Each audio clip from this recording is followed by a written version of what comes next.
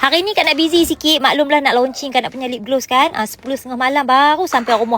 Terus pergi dapur bersilat masak. Hari ni Kak nak buat spaghetti creamy tom yum. Tom yum bawang roy, bawang putih dan serai bagi naik bau macam tu. Lempak masuk 2 hingga 3 sudu paste tom yum.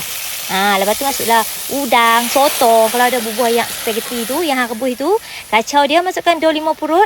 Lepas tu masukkan cooking cream dan Kak nak bubuh susu kotak. Okey, campur sekali. Lepas tu masukkan spaghetti. Masukkanlah kala mala kalau nak pedas tu, bubur cabai tu. Bubuh yang spaghetti kalau nak bagi orang kata berkuah sikit. Tu dia kejadian dia. Spaghetti creamy tom yum. My God.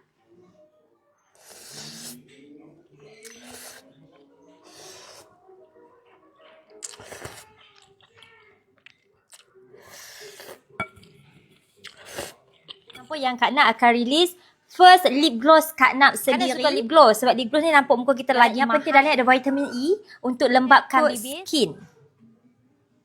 Wow. Dia punya applicator dia pun besar tau. So dia hang sekali pakai macam tu dah penuh dah.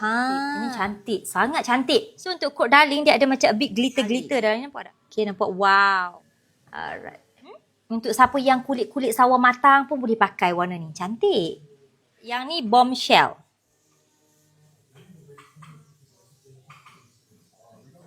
Look international. Apa yang kulit cerah elok pakai, sederhana cerah pun okey pakai. Tapi kalau tan tu dia kurang sikit lah coat breadth. Tu.